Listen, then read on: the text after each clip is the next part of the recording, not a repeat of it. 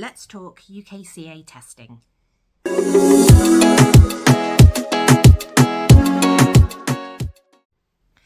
Hi guys, my name's Lucy and I am the creator behind Lulu's Crochet and More down in Devon. If you were a new subscriber, welcome, and if you're a returning subscriber, welcome back. Welcome to the chaos. I was supposed to be popping out, but it's pouring down with rain. So I thought I'd quickly pop on and do another UKCA video. I have made a couple of videos on UKCA testing before, but I thought I would jump on again while things are reasonably fresh in my mind. So we're going to go through testing this little guy. So he is made using Yarn Smith Chenille, Woolens Baby Bunny, and Yummy by King Cole. Yeah, he's very, very cute. He has got his long little eyelashes on. So I'm just going to go through firstly, when you are making something, it needs to be made using compliant materials. So that means you have to have your OTEC certificates and your EN 71-3 certificates. That means that all of the chemical components of this yarn are safe, and if a baby was to suck on it, the dye wouldn't hurt them, basically. So like I said, using Yarn Smith Chenille for the white and the orange, Woolens Baby Bunny for the brown, and Yummy by King Cole for the green. The eyes also have to be compliant, so you can't just buy any old eyes off of TikTok shop or Temu or Amazon. They have to be compliant. Again, that's looking at the chemical compliance and making sure that if, again, a baby was to suck on them, they wouldn't hurt themselves. That being said, that doesn't necessarily mean that these eyes that you're using, the compliant ones, are going to suit the toy that you're making. So you need to test the eyes and make sure that they survive weight testing. So for the eyes, you can either wrap a bit of wire, fishing thread, something around the actual eye before you pop it in the plushie, and leaving yourself enough length so that you can then tie that to a bag to weight test them.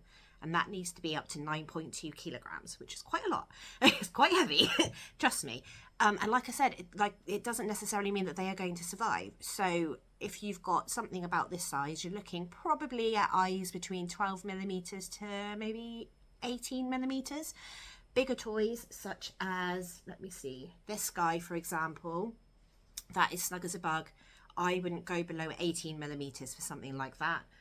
And then I also do Flutterby, and I have got away with 8 millimeters in those. I would rather use 10. And the reason being, it's not necessarily that the backing is going to come off the eye, it's that the whole thing is going to come out of your toy.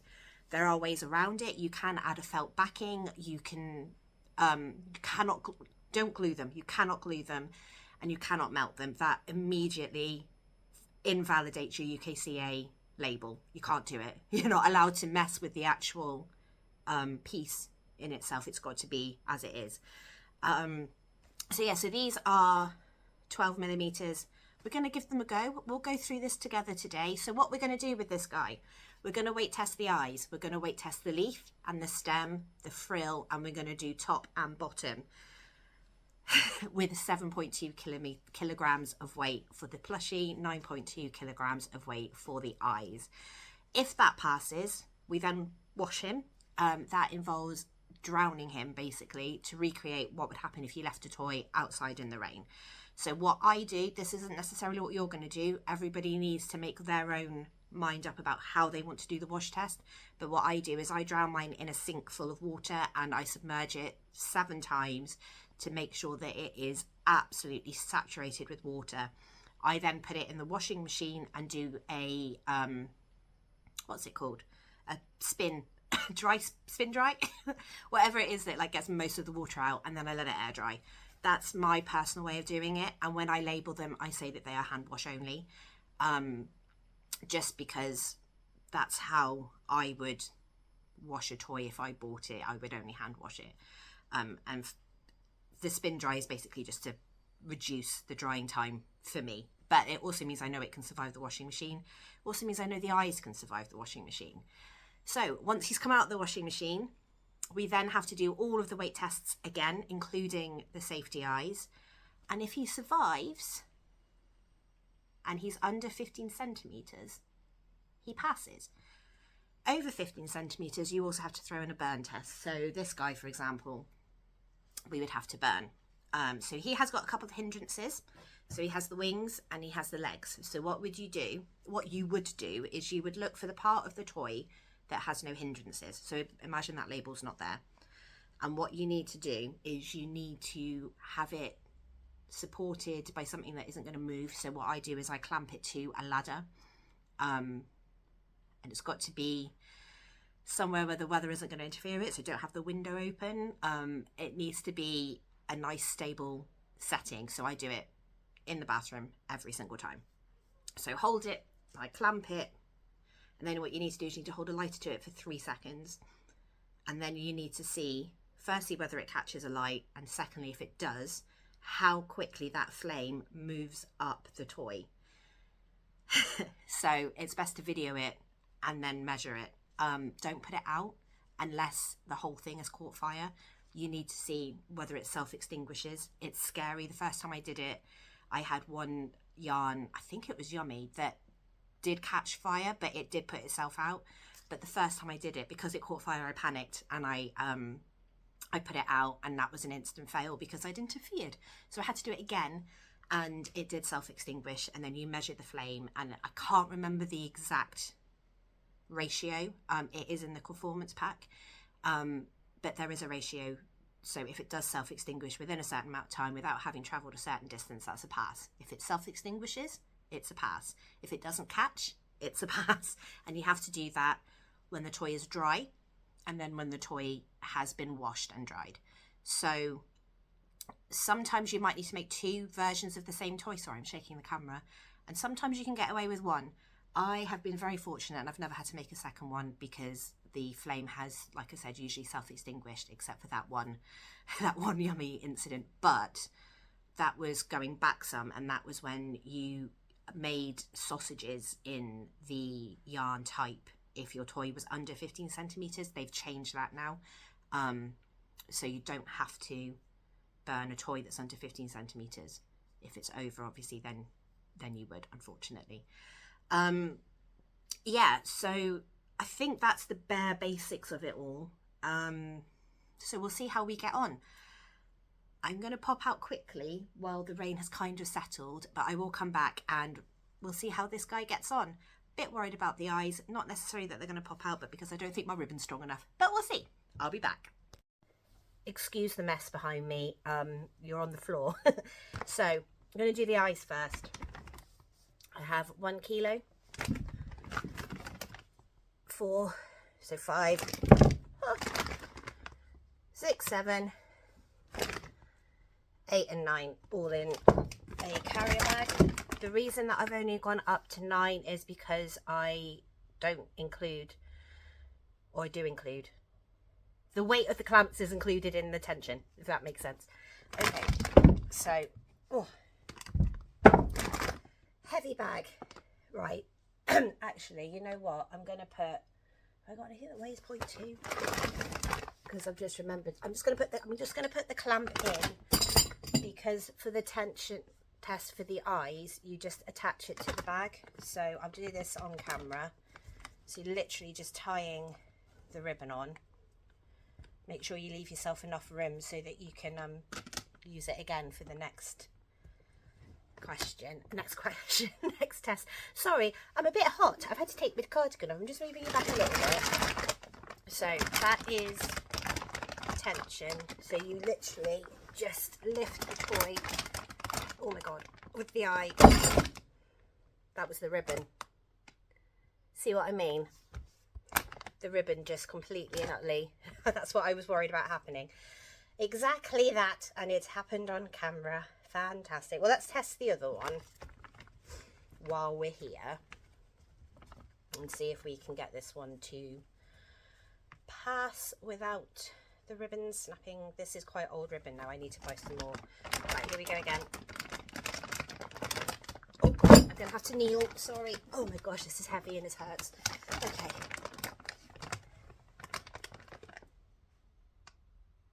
Five, 6, 7, 8, 9, 10. Oh, effort. Right, 1 second. Okie dokie, so as we can see, the ribbon is still attached to the eye and the eye is still attached to the toy. So that would be the first pass on the dry toy that hasn't been washed yet. So what we'll do next is we will do a tension test. So I've only got one clamp. I can't find the other one, which is really unhelpful. So I'm going to have to have a dig around and see if I can find it. So bear with me. I can't find the other one. So what I'm going to show you actually isn't proper UKCA testing. So I'm really sorry. But like I said, if you go back and watch my other video, I go into it all there. But what you would do, so I've clamped the leaf. What you would then do is you would clamp about the middle of the toy. And you would do exactly the same thing, having taken 2 kilos out. So your testing was 7.2, and obviously the weight of the clamps would be included in that weight. So we'll go ahead and do it just so you kind of get the gist of it. So imagine that that is a clamp and not my hand. Again, you would hold it up and hold for 10 seconds. 7, 8, 9, 10. Okay, so the leaf has passed, which is good to know because I was worried about that. But I'm going to have to go and do all this again when I've actually got both of my clamps. So then you would do the stem. Hot. I'm in the conservatory and it doesn't matter what sort of weather it is. This room gets so hot. So clamp the stem. I don't know where that other clamp has gone. That's really annoying. I don't really want to have to buy another one, but I can't find it. And to be fair, this room's an absolute mess. Anyway, so again, it would be about middle of the toy. And 2, 3, 4, 5, 6, 7, 8, 9, and 10. Okay. So the next bit would be doing the frill to make sure that the stitches are nice and secure. Some people don't do bobble stitches, some people do. It's completely up to you. It's due diligence on your part. It would be the same for the frill, to be fair, because technically it's not a join, but for the sake of it, we'll do it. So you'd clamp on the frill, and then again you clamp in the middle of the toy, and off you go. Oops, doodle. Up 2, 3, 4, 5, 6, 7, 8, 9, and 10. And then what you would do, which I can't do because I don't have both clamps, is you would clamp the top and the bottom and do that. I'm confident in this one. I feel like I could use due diligence on this because I've made many things like this before. But if it was a new make, first time using the yarn, you would definitely do that. So I'm going to go and wash this little guy, and we'll come back when he's dry and we'll do it all again. So I just thought I'd quickly show you what I mean by drowning your toy. So here he is, here's the sink, excuse the state of my bathroom. In, submerge, squish, 1, 2, 3, 4, 5, 6, 7. Now some people just chuck it in the washing machine. Like I said, it is completely up to you how you do it. I do squeeze, sorry if you can't hear me. Oh God, my bathroom. I do squeeze most of the water out as best I can. And then he goes in the washing machine for a spin dry. I finally remembered what it's called.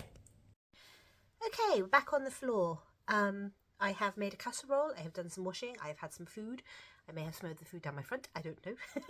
But little dude is now washed.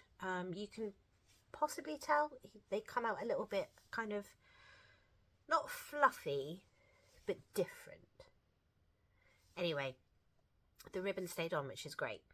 So hopefully this ribbon stays on for this test. So we're going to go through everything that we did before. I have my bag again. We'll do the eye first because it's the bit that always scares me the most. So, sorry, noise. Just take the clamp off the bag. And like I said before, this isn't 100% accurate. This is just a demonstration because I've lost the other clamp somewhere in my chaos. Okie dokie. So pop the ribbon on the bag again.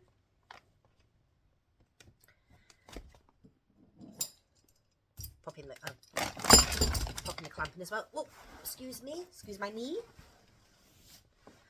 Okay. Holding ghosty. Sorry, I've got the world's worst brace on, but it's better than nothing. The other one holds my thumb, so I can't do anything with it on. Okay, here we go. Ribbon. Again, the ribbon. But that eye hasn't gone anywhere. Like, there's no getting that off. Stupid ribbon. I need to get new ribbon. That is what I've learned today. But I am confident that eye will be okay. Anyway, clamp out. Oh, ribbon is attached to me. Go away. 2 kg out, and let's retest the weak points of this toy. I will in the future do another video on testing because I am very aware that this is not the best, but like I did say, there is another video on my channel where I test multiple items. So normally what I do is I collect a load of items ready to test and do them all on the same day, but for the purpose of this video we're just doing this. Okay, so again, you'd have your clamp sort of in the middle of the toy. Okay, that passed the first time. As you can see,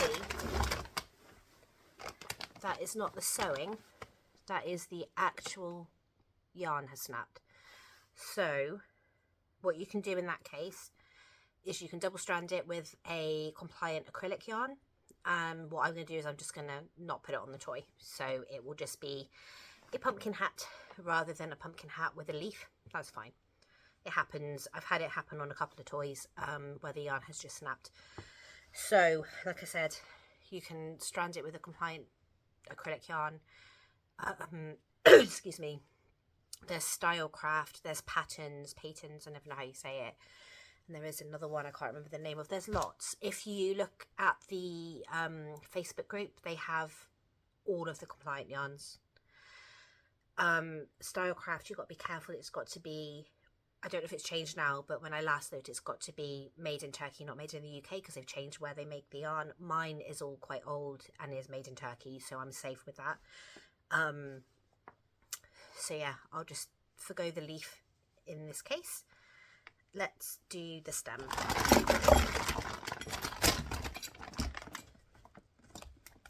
Dang it. It's horrible when something fails, but that is like really failed. So never mind, eh? So let's, like I said, do the stem. It's sad, but it happens, and this is exactly why we test, because that could have easily been a choking hazard, because that could easily have been swallowed. Why we test. And that flew through the first test, so it just goes to show. Right.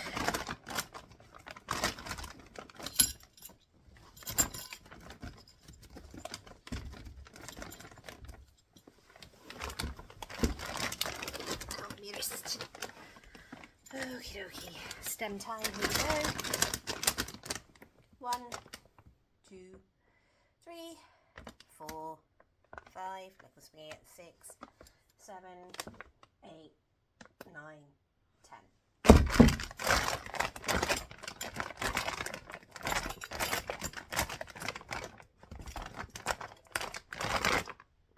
absolutely fine. No holes. In fact, that didn't make a hole either. So annoying because that was sewn on really well. Never mind. And then we're checking the frill again, and I'm going where I went the first time.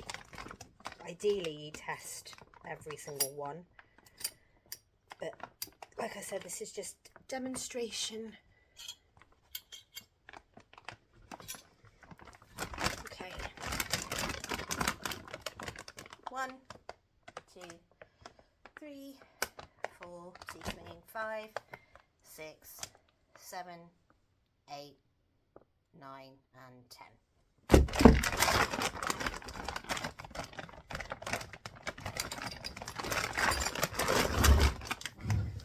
So, without the leaf, and obviously if you've done the testing properly, that would be a pass. You see he's all deformed, bless him. The other thing I forgot to mention, do I have a card in there? No, I don't. Excuse me. The pumpkin shape is made by looping to get the ridges. I've used compliant double knit to do that, Stylecraft to be exact. What you would need to check is that you can't get, I don't have a card, can't get a credit card.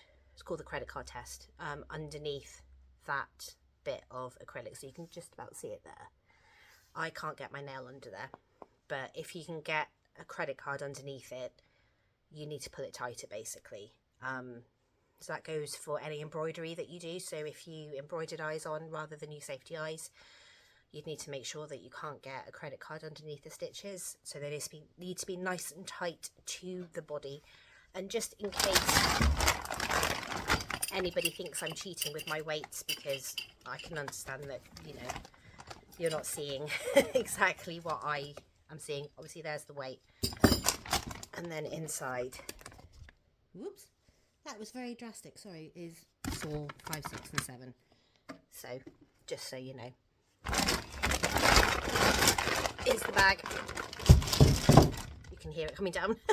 That is the bag, and then I've obviously got my 2 that I took out because we did the eyes. Hopefully that helps. Any questions, let me know. The best place to go really is the Facebook group.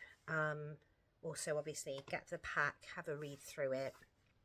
Technical files is something else that you need to do. So every new toy that you make needs to have its technical file to show that you've done all the testing. Save your yarn labels, because if trading standards do decide that they need evidence, they'll want those. Make sure that you're taking photos. If you can, take videos, log everything. Trading standards, if they do decide to pull you up, not only can they take your stock, they can also take your materials. So they can take all your yarn, they can take your crochet hooks, they can take your needles, they can take the whole lot. It's not just the items that you've made. So do be careful. With the stuffing, internal components need to be new and they need to be clean. That is basically the criteria. So I use stuffing that I buy from Amazon. I get it in like 3 kilo bags. It tends to last me quite a while. If you change your stuffing, you need to do the test again. You need to do flammability as well. So I stick to the same provider, and I've tested 3 different sets of stuffing. So I've tested Amazon, I've tested pillows from Asda, and I've tested pillows from Tesco. So I use those 3 stuffings. The pillows are emergencies, so if I run out with the main stuffing, I can go and grab that. Worst case scenario, basically. So yeah, keep your stuffing consistent if you can. Like I said, your yarns need to be certified, your eyes need to be certified. If you're going to go and do a keychain, they need to be non-coated stainless steel, which are quite hard to get. Tactile crafts do have a whole range of items that are UKCA compliant. So they have got keychains, they have got eyes, they have got HTV glitter, lots of stuff. So if you're stuck, have a look there. Yarn wise, I tend to use Wool Warehouse's own brands, or I use Woolens, Flutterby and Yummy, and then Stylecraft or Patterns for the DK yarn. Looking, yeah, most of it is Wool Warehouse own brands, so Snug as a Bug and their own chenille. Yeah, Flutterby, you can't see what I'm looking at, sorry. Hold on. You've got the top of my head. So, as I was saying, Snug as a Bug, Snug as a Bug, Snug as a Bug. Over here we have Flutterby. Down here we have Yummy and Woolens Bunny Baby. Here we have Yarnsmith Chenille. That is actually all non-compliant. So I tend to use that. Sorry, you might get a bit seasick. I tend to use that for things for the kids or for wearables. You don't need to test your wearables. It's just anything. Sorry, I'm out of breath. Anything with play value. Anyway, I hope that video helped. Like I said, any questions, let me know. This video is going to go up privately, so if you need me to send it to anybody, let me know. And yeah, good luck. And I hope it all goes a bit more successfully than that leaf did. Poor leaf. Poor little guy. Look at him. It's all sad and squished and deformed now. But if I hadn't tested that leaf and it had broken whilst the child was playing with it and that child had choked on it, my public liability insurance would be void and I'd probably have a lawsuit on my hands, and I would not be able to turn up and go, oh no, I tested it, it's fine, because obviously it's not. So I'm going to make another one of these and make the leaf with acrylic as well and see if that makes any difference. And if it doesn't, I'll just leave the leaf off in future. Yeah, it's a shame. But anyway, he'll go on my display. I do have the original one that I made years ago that is non-compliant because that's made of Aldi yarn. Yeah, Aldi yarn is no longer compliant because they change their suppliers so often they can't keep track of themselves. But yeah, anyway, hope you are having a lovely day. Sorry that I got a bit flustered, and I'll talk to you later. Bye.